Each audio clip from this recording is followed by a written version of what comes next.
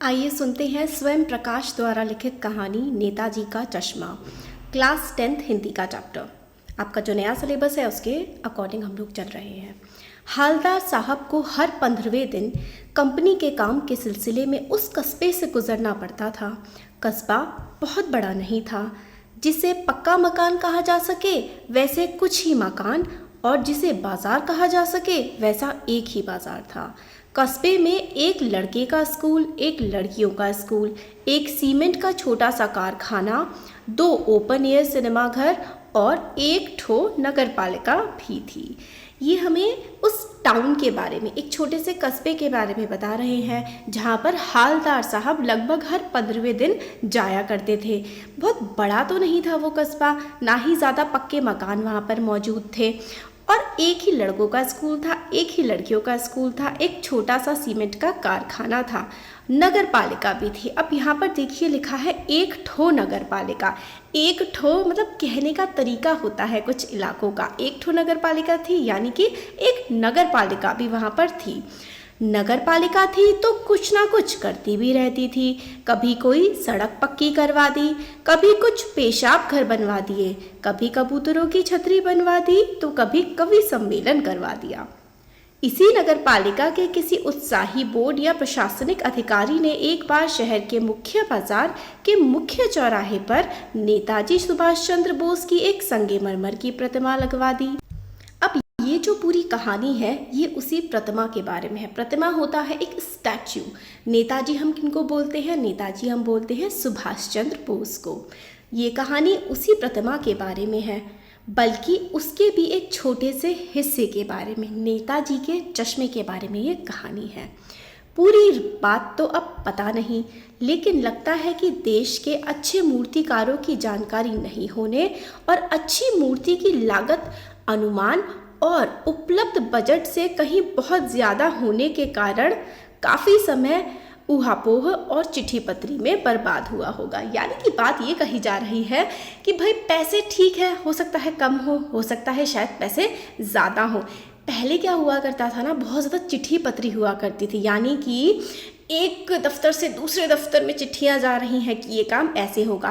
तो राइटर बोलते हैं कि जब नेताजी की मूर्ति बनवाने की बात आई तो बहुत सारा टाइम तो ना इन्हीं कामों में वेस्ट हो गया होगा कि कैसी बने, कब बने, किससे बनवाएं, और बोर्ड की शासनावधि समाप्त होने की घड़ियों में किसी स्थानीय कलाकार को ही अवसर देने का निर्णय किया गया होगा।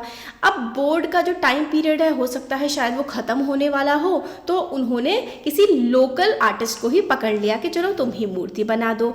और अंत में कस्बे के इकलौते हाई स्कूल के इकलौते ड्राइंग मास्टर, मान लीजिए मोतीलाल जी को ही ये काम सौंप दिया गया होगा, जो महीने भर में मूर्ति बनाकर पटक देने का विश्वास दिला रहे थे।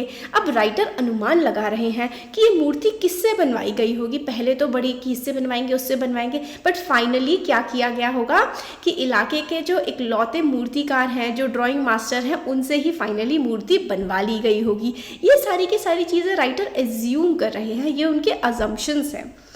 जैसा कि कहा जा चुका है कि मूर्ति संगमरमर की थी, पत्थर की मूर्ति, संगमरमर वाइट कलर का प्यारी सी मूर्ति थी।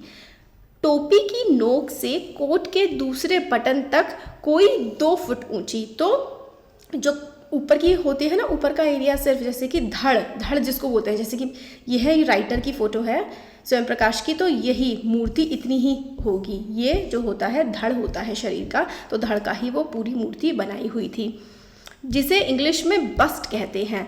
और सुंदर थी मूर्ति। नेताजी सुंदर लग रहे थे, कुछ मासूम और कमसिन मतलब कह सकते हैं जवान वाली जो उम्र होती है, फौजी वर्दी में। मूर्ति को देखते ही दिल्ली चलो, तुम मुझे खून दो वगैरह याद आने लगते थे। इस दृष्टि से यह सफल और सराहनीय प्रयास था, लेकिन एक चीज़ की कसर थी, यानी कि एक चीज़ की कमी रह गई थी, जो देखते ही देखते खटकती थी। नेताजी की आंखों पर चश्मा नहीं था, यानी चश्मा तो था लेकिन संगमरमर का नहीं था, जिसकी पूरी की पूरी मूर्ति क्योंकि संगमरमर की बनी थी, पर चश्मा संगमरमर का नहीं था। एक सामान्य और सचमुच के चश्मे का चौड़ा काला फ्रेम मूर्ति को पहना दिया गया था। हालदार साहब जब पहली बार इस कस्बे से गुजरे और चौराहे पर पान खाने रुके, तभी उन्होंने इसे लक्षित किया और उनके चेहरे पर एक कौतुक भरी मुस्कान फैल आई। मतलब हालदार साहब जब उस कस्बे में गए, उन्होंने मूर्ति को देखा तो देखा कि मूर्ति तो संगमरमर की है, मगर चश्मा जो असली हम लोग सब लगाते हैं वही चश्मा लगाया हुआ है मूर्ति पर। ये चीज़ देखकर कि हालदार साहब के चेहरे पर आश्चर्य भरी मुस्कान आ गई। वाह भाई, यह आइडिया भी ठीक है। मूर्ति पत्थर की लेकिन चश्मा रियल। जीप कस्बा छोड़कर आगे बढ़ गई। तब भी हालदार साहब इस मूर्ति के बारे में ही सोचते रहे और अंत में इस निष्कर्ष पर पहुंचे कि कुल मिलाकर कस्बे के नागरिकों का यह प्रयास सराहनीय ही कहा जाना चाहिए। महत्व मूर्ति के रंग रूप या कद का नहीं, उस भावना का है, वरना तो देशभक्त भी आजकल मजाक की चीज़ होती जा रही है। मतलब देशभक्ति मजाक की चीज़ होती जा रही है आजकल, ऐसा राइटर कह रहे हैं कि भाई लोगों ने ठीक है मूर्ति बनवाई, चश्मा लगाना भूल गए तो कोई बात नहीं, एक असली का चश्मा लगा दिया है तो भाई अच्छी बात है ना, देशभक्ति की बात है। दूसरी बार जब हालदार साहब उधर से गुजरे तो उन्हें मूर्ति में कुछ अंतर दिखाई दिया। ध्यान से देखा तो पाया कि चश्मा दूसरा है। पहले मोटे फ्रेम वाला चौकोर चश्मा था, अब तार के फ्रेम वाला गोल चश्मा है। हालदार साहब का कौतुक और बढ़ा, यानी कि एक्साइटमेंट, आश्चर्य उनका और ज़्यादा बढ़ गया ये देखकर कि चश्मा बदल गया है। वाह भाई, क्या आइडिया है। मूर्ति के कपड़े नहीं बदल सकते लेकिन चश्मा तो बदल ही सकते हैं। तीसरी बार फिर नया चश्मा था। हालदार साहब की आदत पड़ गई हर बार कस्बे से गुजरते समय चौराहे पर रुकना, पान खाना और मूर्ति को ध्यान से देखना। एक बार जब कौतूहल दुर्दममयी हो उठा तो पान वाले से पूछ ही लिया, क्यों भाई क्या बात है, यह तुम्हारे नेताजी का चश्मा हर बार बदल कैसे जाता है। तो दुर्दममयी यानी कि जिसको दबाना मुश्किल हो। तो जो ये है ना हालदार साहब, ये वहाँ से गुजरते रहते थे उस कस्बे से, तो हर बार देखते कि चश्मा बदला हुआ है। तो एक बार उन्होंने पान वाले से पूछ ही डाला कि भाई क्या बात है, ये नेताजी का चश्मा हर बार बदल कैसे जाता है। पान वाले के खुद के मुंह में पान ठुसा हुआ था। वह एक काला, मोटा और खुश मिजाज आदमी था। मोटा था, काला था, मतलब थोड़ा मस्त मौला मजाकिया किस्म का आदमी था। हालदार साहब का प्रश्न सुनकर वह आंखों ही आंखों में हंसा। उसकी तोंद थिरकी, तोंद मतलब पेटा सा जो मोटा सा पेट होता है ना, वो तोंद होती है। पीछे घूमकर उसने दुकान के नीचे पान थूका और अपनी लाल काली बत्ती सी दिखाकर कैप्टन चश्मे वाला करता है ये बोला। तो मतलब उसने बताया कि कैप्टन चश्मे वाला है जो नेताजी का चश्मा बदलता रहता है। क्या करता है? हालदार साहब कुछ समझ नहीं पाए। चश्मा चेंज कर देता है, पान वाले ने समझाया। क्या मतलब, क्यों चेंज कर देता है? हालदार साहब अब भी नहीं समझ पाए। कोई गिराक यानी कि कस्टमर आ गया समझो, उसको चौड़े चौखोट चाहिए तो कैप्टन किधर से लाएगा, तो उसको मूर्ति वाला दे दिया, उधर दूसरा बैठा दिया। यानी कि ये जो चश्मे बदला करता था, ये एक ऐसा पर्सन था जो चश्मे की जो एक रेडी सी, एक दुकान सी लगाया करता था और उसको बड़ा करता था कि नेताजी की मूर्ति पर चश्मा नहीं है, तो वो अपनी रेडी में से एक चश्मा जो है नेताजी की मूर्ति पर लगा दिया करता था।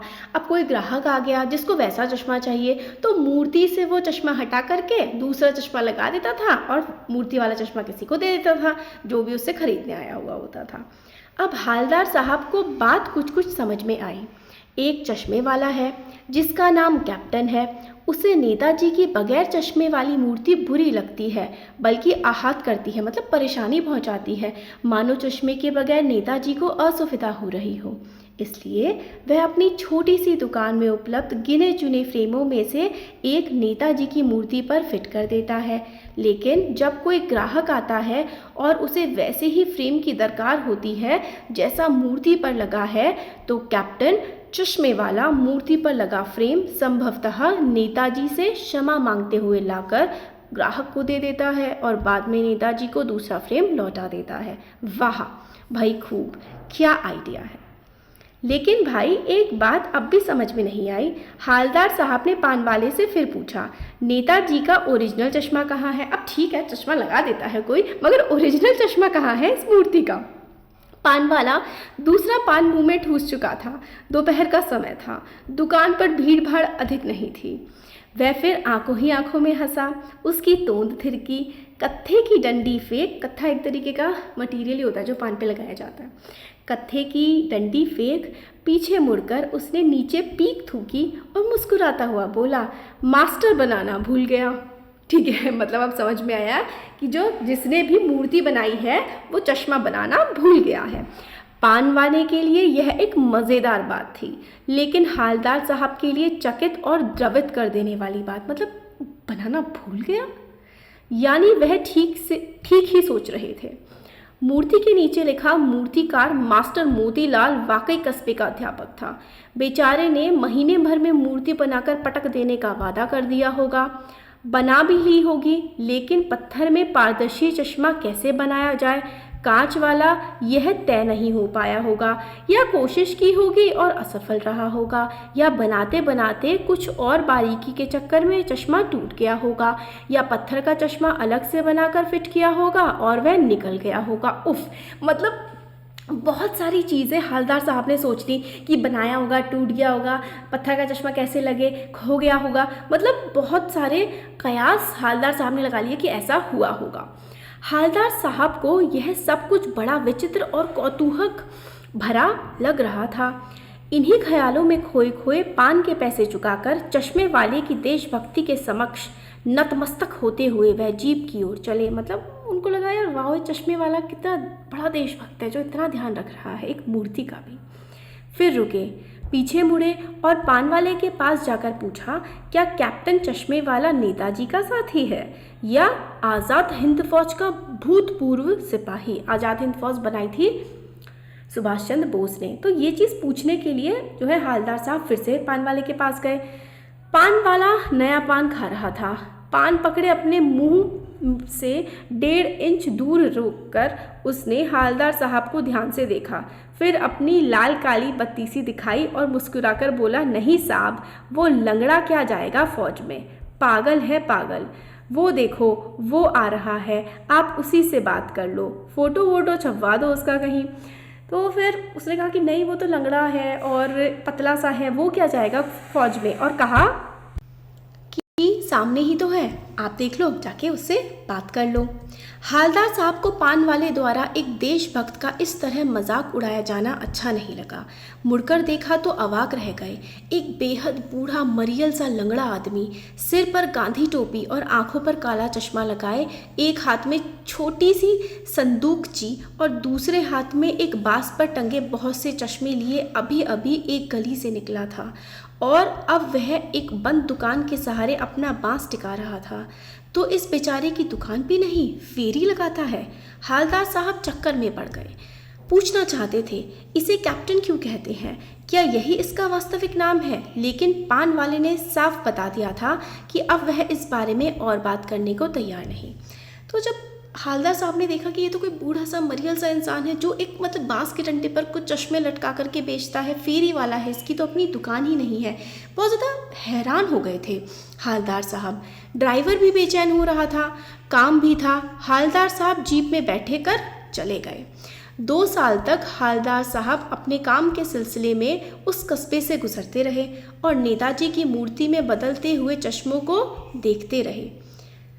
कभी गोल चश्मा होता तो कभी चौकोर, कभी लाल, कभी काला, कभी धूप का चश्मा, कभी बड़े कांचों वाला गोगो चश्मा। तो देखिए ये इस तरीके की नेताजी की मूर्ति, और ये देखिए जो है लंगड़ा चश्मे वाला कैसे चश्मा लगा रहा है और इस तरीके के बोर्ड पर अपने चश्मे लेकर के घुमा करता था। तो 2 साल तक जो है हालदार साहब वहाँ से गुजरते रहे और मूर्ति पर अलग अलग चश्मे लगे हुए देखते रहे, पर कोई ना कोई चश्मा होता ज़रूर। उस धूल भरी यात्रा में हालदार साहब को कौतुक और प्रफुल्लता के कुछ क्षण देने के लिए इतनी दूर की यात्रा में मतलब एक एक्साइटेड सी चीज़ हालदार साहब को मिल जाती थी कि भाई मूर्ति होगी और मूर्ति पर एक नया चश्मा होगा। फिर एक बार ऐसा हुआ कि मूर्ति के चेहरे पर कोई भी कैसा भी चश्मा नहीं था। उस दिन पान की दुकान भी बंद थी, चौराहे की अधिकांश दुकानें बंद थीं।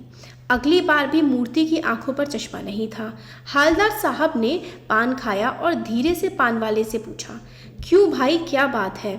आज तुम्हारे नेताजी की आंखों पर चश्मा नहीं है? पान वाला उदास हो गया। उसने पीछे मुड़कर मुंह का पान नीचे थूका और सिर झुकाकर अपनी धोती के सिरे से आंखें पोंछता हुआ बोला, साहब, कैप्टन मर गया। और कुछ नहीं पूछ पाए हवलदार साहब। कुछ पल चुपचाप खड़े रहे, फिर पान के पैसे चुकाकर जीप में आ बैठे और रवाना हो गए।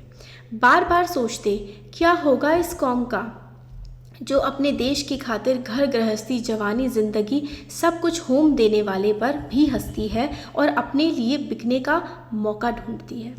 देखिए, इसमें ना राइटर जो है वो व्यंग कस रहे हैं आज की जनरेशन पर कि हम पैसे के पीछे इतना भाग रहे हैं कि हम उन लोगों का भी सम्मान नहीं करते हैं जिनकी वजह से हमें यह आज़ादी मिली है। आज दुखी हो गए हवलदार साहब। 15 दिन बाद फिर उस कस्बे से गुजरे।